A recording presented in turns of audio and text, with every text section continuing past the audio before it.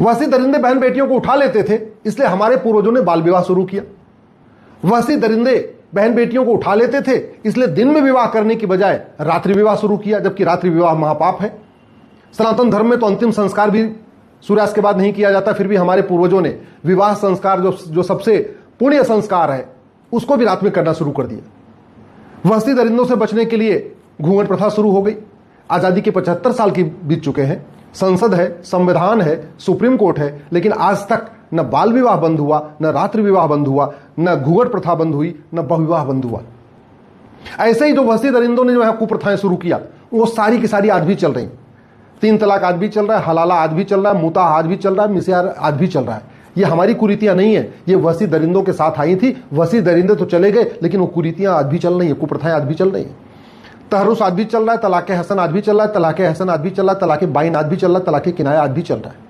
जहां विवाह एक संस्कार माना जाता है, वहां आज भी विवाह को एक कॉन्ट्रैक्ट माना जा रहा है। ये वसी दरिंदों ने शुरू किया था कि विवाह तो एक कॉन्ट्रैक्ट है, एक ठेका है, एक जो है टेम्परेरी चीज है, और वो आज भी चल रहा है।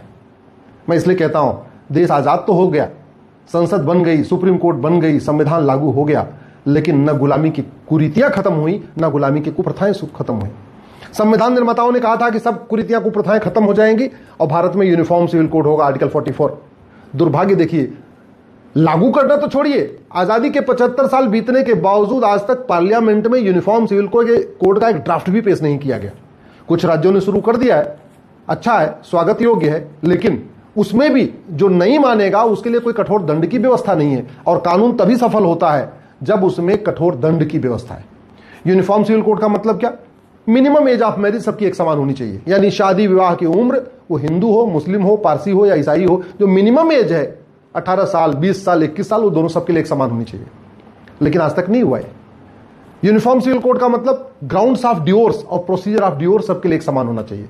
किस किस आधार पर डिवोर्स होगा और कैसे डिवोर्स होगा, कोर्ट के जरिए होगा, फैमिली कोर्ट के जरिए होगा, पहले पंचायत होगी, या जो भी है, इसका एक यूनिफॉर्म प्रोसीजर आज तक लागू नहीं हो पाया।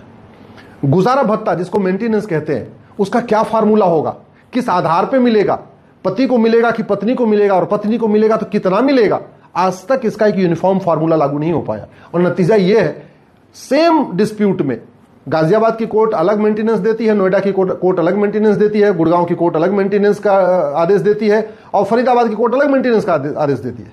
सेम डिस्प्यूट में पति की सेम स्थिति है, पत्नी की सेम स्थिति है, बच्चे सेम है, इसके बावजूद दिल्ली में रोहिणी कोर्ट अलग आदेश देती है, साकेत कोर्ट अलग आदेश देती है, द्वारका कोर्ट अलग आदेश देती है, और 30 कोर्ट में अलग आदेश आता है। 75 साल बीत गए, हमने एक इसका फार्मूला सेट नहीं कर पाया कि भैया अगर गुजारा भत्ता देना तो उसका एक स्टैंडर्ड फार्मूला क्या होगा, हमने सेट नहीं किया। दुनिया के कई देशों ने कर लिया, लेकिन हमने नहीं किया। यूनिफॉर्म सिविल कोड का मतलब बच्चा गोद लेने का अधिकार सबको होगा, सबको मिलना चाहिए, मजहब के आधार पर इसमें भेदभाव क्यों होना चाहिए। बच्चे के भरण पोषण का अधिकार माता पिता दोनों को एक बराबर होना चाहिए, इसमें मजहब के आधार पर भेदभाव क्यों होना चाहिए।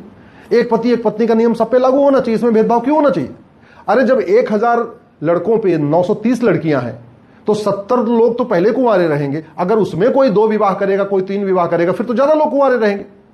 तो एक पति एक पत्नी का नियम तो स्ट्रिक्टली फॉलो होना चाहिए, और ये आज नहीं, हजारों साल पूर्व पहले हमारे पूर्वज लागू कर चुके हैं। भगवान श्री राम ने लागू किया था, इसलिए उन्होंने एक विवाह किया, लक्ष्मण जी ने एक विवाह किया, भरत जी ने एक विवाह किया, शत्रुघ्न जी ने एक विवाह किया। हमारा संविधान भी कहता है यूनिफॉर्म सिविल कोड होना चाहिए, एक पति एक पत्नी का नियम लागू होना चाहिए। संविधान की शपथ लेंगे, संविधान की शपथ लेके वेतन भत्ता, गाड़ी बंगला सब कुछ लेंगे, आजीवन पेंशन लेंगे, फ्री एयर टिकट लेंगे, फ्री रेल टिकट लेंगे, सब कुछ लेंगे, लेकिन संविधान में आर्टिकल 44 लागू करने की मांग नहीं करेंगे। और दुर्भाग्य देखिए, आज तक एक ड्राफ्ट नहीं बन पाया। हमारे वैज्ञानिकों ने अग्नि बना लिया, ब्रह्मोस बना लिया, सूर्यान बना लिया, मंगलयान बना लिया, आदित्ययान बना लिया, लेकिन हमारी सरकारें यूनिफॉर्म सिविल कोड के ड्राफ्ट नहीं बना पाई जिससे कि पूरे देश में उसको लागू किया जा सके। तू में होगा आरोप प्रत्यारोप, नूरा कुश्ती, बतौलेबाजी, गांधीवाद, नेहरूवाद, लोहियावाद, अम्बेडकरवाद, पेरियारवाद सब होगा, लेकिन संविधान में जो बात लिखी है उसके ऊपर चर्चा नहीं होगी। यूनिफॉर्म सिविल कोड का मतलब सक्सेशन यानी प्रॉपर्टी राइट एक समान होना चाहिए, इसमें मजहब के आधार पर भेदभाव क्यों होना चाहिए। इनहेरिटेंस एक समान होना चाहिए, इसमें भेदभाव क्यों होना चाहिए। माता पिता की देखभाल का अधिकार जितना बेटे को होना चाहिए उतना बेटी को होना चाहिए, इसमें भेदभाव क्यों होना चाहिए। और सबसे इंपॉर्टेंट जो भारत का संविधान भी कहता है, हम दो हमारे दो, पॉपुलेशन कंट्रोल ला। दुर्भाग्य देखिए, केंद्र में तो आज तक यूसीसी आया नहीं, राज्यों में जो यूसीसी आया उसमें एक पति एक पत्नी का नियम तो है, लेकिन हम दो हमारे दो वाला नियम नहीं है। उत्तराखंड में यूसीसी आया, उसमें भी हम दो हमारे दो नियम नहीं है।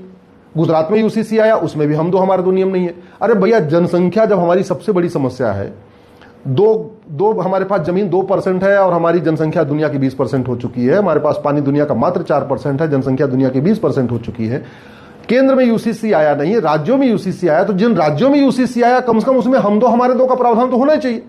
चलो हम दो हमारे दो नहीं, मान लीजिए किसी की 2 बेटियां, उसको इच्छा है बेटे की, लोग बेटे के लिए प्रयास करते हैं, ठीक है, तीसरे बच्चे की छूट दे दिया जाए। किसी को दूसरी बार जुड़वा हो गया, ठीक है, तीसरे बच्चे की छूट दे दिया जाए। हम दो हमारे दो नहीं तो हम दो हमारे 3 सही, लेकिन जो चौथा बच्चा पैदा करे उसकी तो नागरिकता खत्म होनी चाहिए ना, कि जो यूसीसी माने वो भारत का नागरिक, जो यूसीसी न माने उसकी नागरिकता खत्म। जब तक दंड का भय नहीं होगा तब तक यूसीसी सफल नहीं होगा, तब तक यूनिफॉर्म सिविल कोड सफल नहीं होगा, तब तक पॉपुलेशन कंट्रोल लॉ भी सफल नहीं होगा। उत्तराखंड में जो यूसीसी बनाई गई उसमें कठोर दंड का प्रावधान नहीं है, गुजरात में जो यूसीसी बनी है उसमें भी कठोर दंड का प्रावधान नहीं है, मध्य प्रदेश में, महाराष्ट्र में, बंगाल में जो यूसीसी का ड्राफ्ट मैंने देखा है उसमें भी कोई कठोर दंड का प्रावधान नहीं। हमारे पूर्वज कहते थे भय बिन होय न प्रीत, सठे साठ्यम समाचरित, लोहा लोहे को काटता है। तो अगर हम एक यूनिफॉर्म सिविल कोड बना रहे हैं तो वो केवल ऐसा नहीं होनी चाहिए कि हाँ भैया ठीक है मान लो तो भी ठीक, नहीं मानो तो भी ठीक। जब तक उसमें कठोर दंड का भय नहीं होगा तब तक लोग मानेंगे क्यों? इसलिए यूनिफॉर्म सिविल कोड में हम दो हमारे दो का प्रावधान होना चाहिए, और जो न माने उसकी सिटीजनशिप खत्म करने का प्रावधान होना चाहिए, कम से कम 10 लाख रुपए जुर्माना का प्रावधान होना चाहिए, कम से कम 10 साल की सजा का प्रावधान होना चाहिए। ये मामला संविधान का है, ये मामला हमारे सर्वाइवल का है। और फिर इतने साल बीत चुके, जानते हैं ये 1936 वाला जो पारसी मैरिज एक्ट है ये आज भी चल रहा है, ये 1937 का जो शरीयत एक्ट है आज भी चल रहा है, हिंदू मैरिज एक्ट 1955 में बना आज भी चल रहा है। आज की डेट में 1954 का स्पेशल मैरिज एक्ट चल रहा है, 1969 का फॉरेन मैरिज एक्ट चल रहा है, 1925 का सक्सेशन एक्ट चल रहा है, 1955 का हिंदू मैरिज एक्ट चल रहा है, 1956 का हिंदू एडॉप्शन एक्ट चल रहा है, 1909 का आनंद मैरिज एक्ट चल रहा है, 1937 का आर्य मैरिज एक्ट चल रहा है, 1960 का हिंदू मैरिज वैलिडेशन एक्ट चल रहा है, 1956 का हिंदू सक्सेशन एक्ट चल रहा है, 1956 का हिंदू माइनॉरिटी गार्जियनशिप एक्ट चल रहा है, 1969 का डाइवोर्स एक्ट चल रहा है, 1872 का क्रिश्चियन मैरिज एक्ट चल रहा है, 1859 का डाइवोर्स एक्ट चल रहा है, 1892 का मैरिज वैलिडेशन एक्ट चल रहा है, 1939 का dissolution of Muslim marriage act चल रहा है, 1986 का मुस्लिम वुमेन प्रोटेक्शन एक्ट चल रहा है, 1937 का शरीयत एक्ट चल रहा है, 2019। तो कुल मिला के हमने कानूनों का पूरा एक मकड़जाल बना रखा है। अमेरिका ने यूनिफॉर्म सिविल कोड लागू कर दिया, फ्रांस ने यूनिफॉर्म सिविल कोड लागू कर दिया, चीन ने यूनिफॉर्म सिविल कोड लागू कर दिया, हमारे वैज्ञानिकों ने सारे बड़ी बड़ी मिसाइलें बना लिया, लेकिन हम एक सिंपल सा यूनिफॉर्म सिविल कोड का ड्राफ्ट नहीं बना पाए। और जहां राज्यों में हमने यूनिफॉर्म सिविल कोड लागू भी किया उसमें एक पति एक पत्नी का नियम तो रखा, लेकिन एक एक पत्नी से ही लोग 10-10 बच्चे पैदा कर रहे हैं, 12-12 बच्चे पैदा कर रहे हैं, अननेसेसरी बर्डन बढ़ रहा है।